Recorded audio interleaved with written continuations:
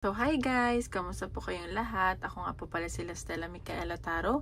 So, ngayon ay gagawa po tayo ng collective reading ng, general love life. And marami akong bagong new cards, so yun yung gagamitin natin, okay? At sa mga gusto magpa-private reading, message na lang ako nasa description box below sa Facebook or Instagram, okay? So, paalala lang po ha, hindi lahat makaka-resonate. So, take what resonate and leave what doesn't, okay? So, teka, malalaki yung mga cards ko ngayon. Tingnan natin.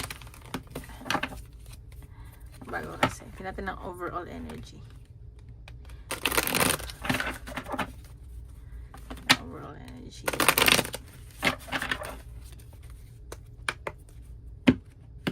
Ng collective.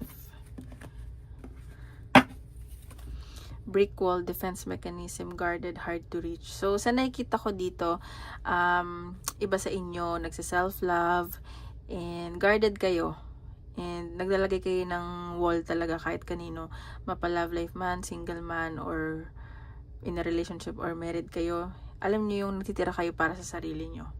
Ganyan. So, ayan o. At gusto nyo kasi good vibes lang, ganun. And parang ini-enjoy nyo lang kung ano yung meron ngayon. Pero at the same time, ginaguard nyo yung sarili nyo. Kasi parang napagod na kayo eh. And na-frustrate din kayo. Siguro trauma to from the past. Ayan. So, tingnan natin. Papakita sa love life. General love reading.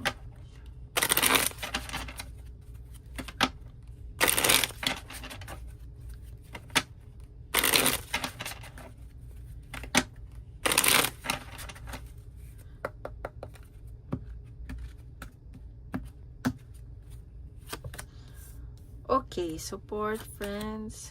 Okay. Sa nakikita ko dito, siguro kayo or ng person mo, parang meron kayong pag-uusap tungkol sa pera, sa business. Baka gusto nyong magtayo ng business kasi sa tingin nyo doon kayo saswertehin. And sa nakikita ko, gusto nyo supportahan kayo ng person nyo or supportahan nyo isa't isa. And yun yung kailangan nyo. Kasi parang may maglalabas kayo ng malaking pera dito. And may nakita kong biglaang travel sa inyo. Pero kasi iba dito napapanghinaan ng loob.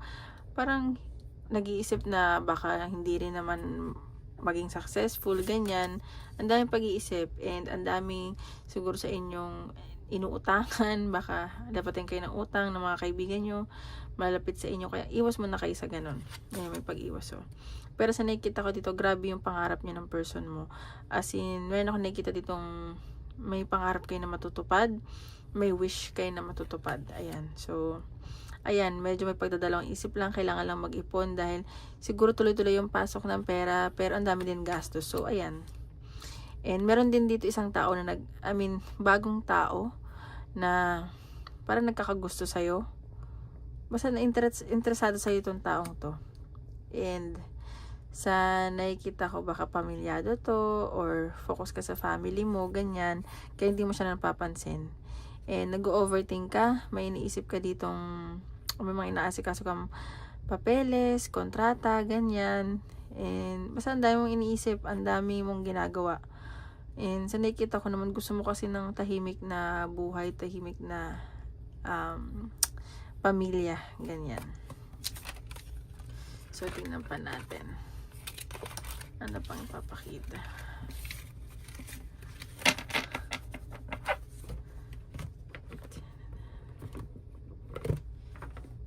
Saan ba? Ay, dito pala.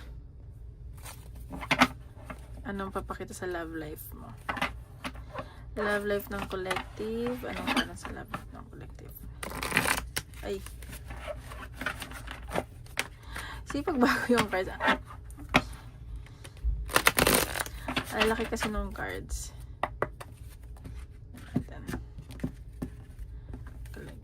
Ano meron sa love life ng collective?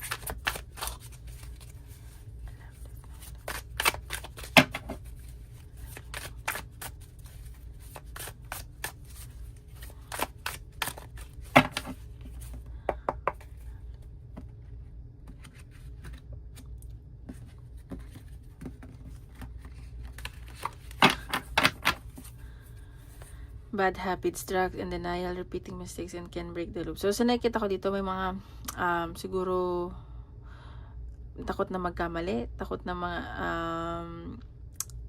mangyari yung mga nangyari from the past. Kailangan nyo nang i-end yun. Like, putulin na yung mga bad habits from the past, o yung person yung may mga bad habits, and parang nahihira, yung mga addiction ba, siguro, sugal, yosi, or ano man yan.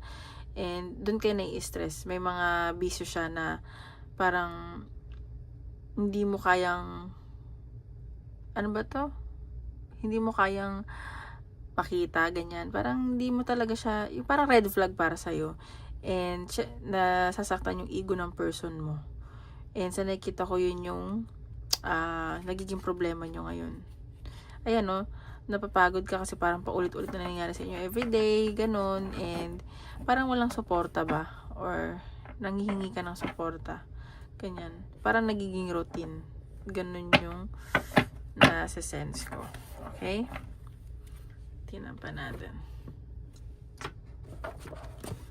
ano nangyari sa love life ng collective.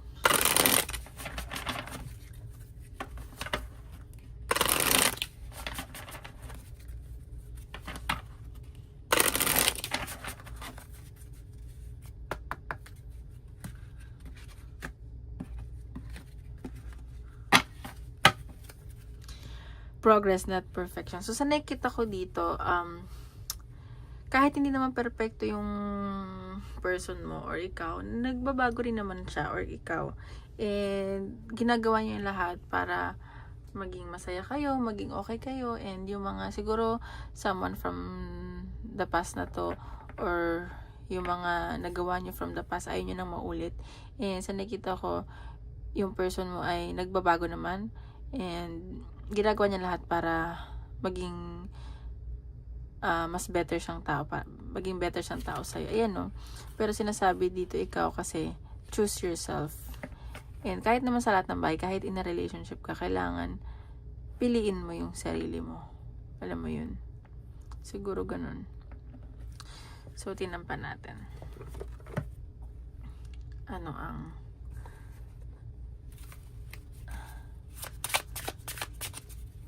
pakita sa collective.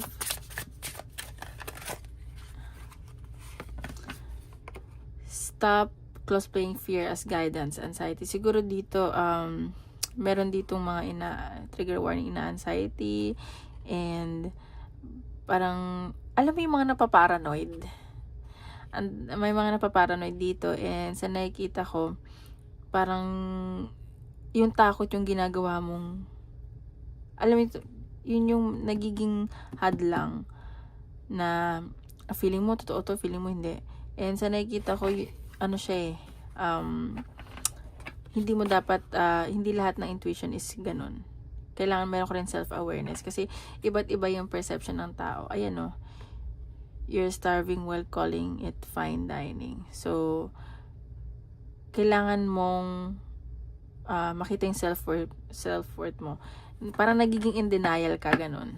So, ayan. Tingnan natin. Ano ang nararamdaman sa'yo ng person?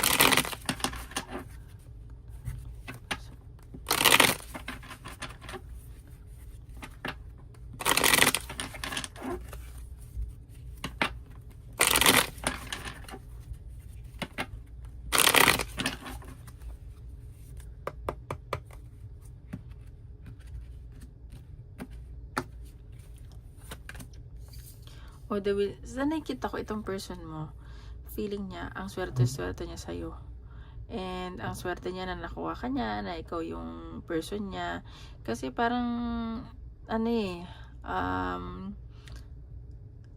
parang gumaan yung buhay niya, yung pakiramdam niya, parang umaliwalas lahat, ganun.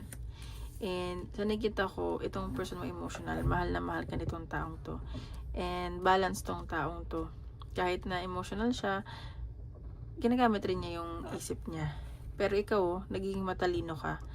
And, ayaw mo yung pabugso-bugso ng damdamin. Meron dito siguro Aquarius moon. Ako, bigla lang, tinan nyo yung sun, moon, rising, Venus nyo. Ayan. And itong person mo siguro, nafe-feel niya may mga tinatago ka sa kanya, or ikaw to, vice versa. Ano nyo na lang kung kanino magre-resonate. So, may mga parang hindi nagpapakatotoo dito. Feeling ng person mo, hindi ka nagpapakatotoo, or siya. So, ayan, yung siguro naging blockage sa relasyon nyo. Pero sa nakita ko, kahit na ganun, mahal ka nitong taong to. Sobrang sincere na nararamdaman niya sa'yo, ganyan. And sobra-sobra yung pag-overthink nito. Ikaw lagi iniisip niya. Ang dami niyang plano na gustong mangyari sa connection nyo, sa relasyon nyo. Ang dami. Hindi to makatulog, minsan kakaisip. Parang natatakot siyang mawala ka sa buhay niya. Ganun yung nasa sense ko. Ayan no, sobrang, ang dami kasing conflict na nakapaligid sa inyo. Hindi kayo mismo eh. Sa nakikita ko is yung mga nakapaligid, yun yung nagiging conflict. And kumbaga parang naano lang siya, parang nadadamay lang kahit hindi naman ganun. So ayun. And sa nakita ko, may collaboration kayo ng person mo, nagtatrabaho kayo parehas, and parehas kayo na gusto mangyari na magkaroon ng magandang buhay, ng maayos na buhay, masayang pamilya. And sa nakita ko, marami kayong pinag-uusapan. Siguro gusto niyo mag-build ng business, ganun. Ayun nga, Ace of Pentacles. So itong person mo, sa inyo, sa connection nyo, mayroon ako nakikitang promotion, or may malaking pera na paparating sa inyo. Parehas kayo swerte. And meron din siguro may mga gusto ditong i-take your relationship to the next level, ganun. Ayan Page of Wands. So may mga pag-uusap na kailangan nyo pag-usapan, maging honest kayo. Baka maka-receive ka ng message na kailangan nyo mag-usap, or mag-usap kayo. And ayan, kailangan nyo daw mag-usap, maging honest sa isa't isa. 3 of Wands. So sa nakikita ko dito, mayroon talagang may pag-travel sa inyo na person nyo. Nagbabala kayo mag-travel, at may opportunity sa career, both sa inyo or sa person mo na tawag dito.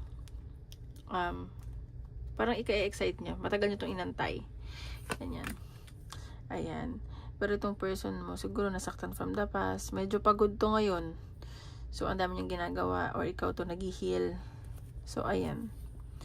Ayan, ikaw ang dami mong ginagawa, ang dami mong decision na kailangan pagdesisyonan. Ano daw? So, ayan, may travel, may communication ako paparating, and medyo naboboard ka. Ba't ka naman naboboard, girl? Tingnan natin.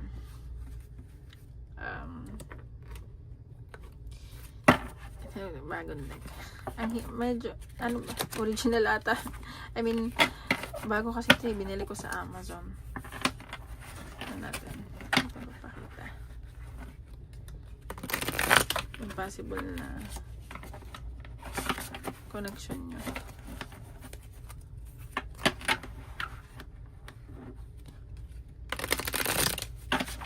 So, first time ko gamitin lahat ng bagong cards. So, swerte ng mga makakanood nito.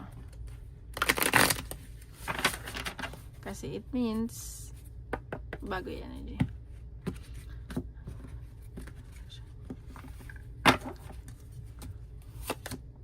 Two of Swords. So, meron dito pagdadalawang isip. Baka in the future magdalawang isip ka, o maguluhan ka, or yung person mo. Though, ang daming magandang bagay na nangyari sa inyo, pero baka may magdalawang isip. Ayan puro pag-iisip. And, pero papatunayan nyo sa isa't isa na kakayanin nyo. At parang papakita nyo sa isa't isa yung worth ninyo. Ayan, kahit na sobrang daming pag-iisip. Magiging matalino kayo parehas. And 7 of Pentacles, ayan. So, nag-invest na kasi kayo dito masyado, at nakikita ko mag-i-invest pa kayo. And nakikita ko naman na magiging maganda yung resulta ng connection nyo. Ayan. So, kahit ang dami nyo ng pinagdaanan, magiging maayos kayo. Ayan 6 of Pentacles. So, magiging generous kayo sa isa't isa. Kailangan nyo magbigayan. And, ayan. So, magiging, basta may respeto kayo. And sa nakikita ko, magiging practical din kayo ng person mo. Ayan. Ayan 5 of Pentacles. So, sinasabi lang dito na ingatan yung finances nyo. And baka, alam mo yun, yung meron dito makaka-feel ng cold din. So, ayan. Kailangan spice up nyo pa yung relasyon nyo. Ayan, Four of Pentacles. So, ayun, puro pagsisave, puro pagiging practical yung nakikita ko dito.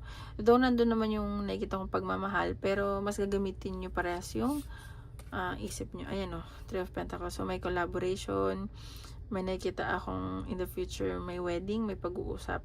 Ayan o. Puro Pentacles. See? Kailangan yung balansehin yung mga desisyon nyo parehas sa buhay ninyo. Yan o, King of Cups. Nakikita ko mahal na mahal ganitong taong to. As in, sobrang pure na nararamdaman niya sa'yo. And, balance tong taong to. So, maganda yan for you. Ayan. So, iniisip-isip ka niya palagi kahit nasan siya. Ikaw rin naman. Ayan o, pares ka nararamdaman. Ang galing naman. Ang galing ng cards. So, ayan. Parehas kayong matured. Parehas kayong nurturing. Kaya siguro compatible kayong dalawa. Ayan o, Eight of Pentacles. So, parehas kayong mag-work hard in the future. Syempre, hindi naman mawawala sa relasyon nyo yung mga challenges, diba? So, ayan. Maging matatag lang. So, ayun. So, tingnan natin. Pagdating naman sa iyong career. General or career or kapalaran.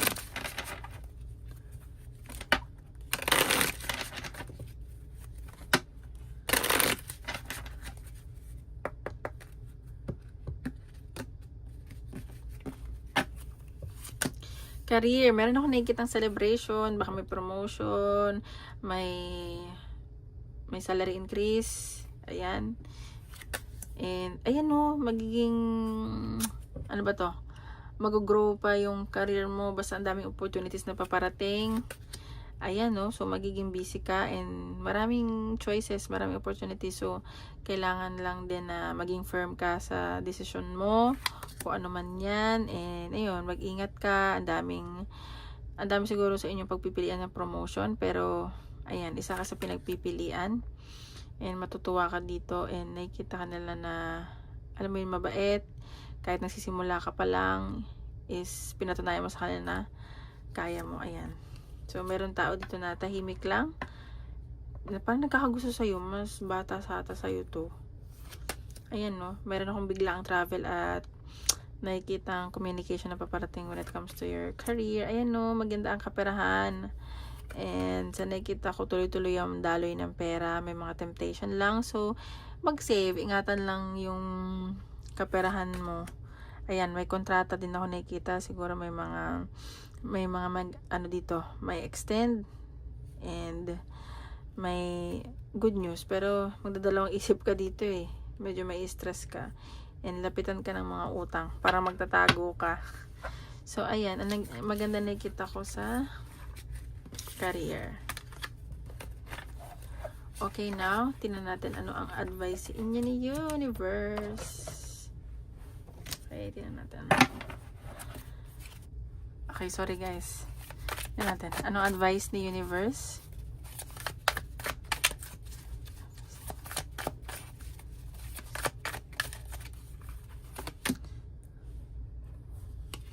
Stay aligned with your highest dreams and ideas to find success. So, ayan. Maging, yung mga pangarap mo, maging align ka lang or, alam mo yung mga ideas to para maging successful ka. Huwag kang madidistract. Ganyan. Huwag ka, kung ano man nangyari sa'yo, huwag kang madistract. Yung sinasabi dito, magiging successful ka sa buhay, basta mag-focus ka, maging mabait ka, huwag kang gagawa ng kahit ano. Masama. Tinan pa natin advice ni universe.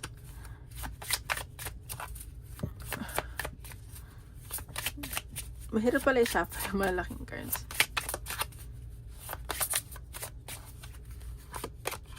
Grounding. So, you are reminded of the importance of staying grounded and centered amidst life's up and down. Connect with your inner strength and stability, finding peace and balance within yourself. So, sinakita ko dito, maging grounded ka lang and maging balance ka sa lahat ng bagay. Huwag kang masyadong mag-overthink and huwag ka din masyadong magpaka-stress. Ayan o. 432, lucky number. Taya nyo na yan sa Lotto Evolution. So, ayan lang guys. Maraming salamat po.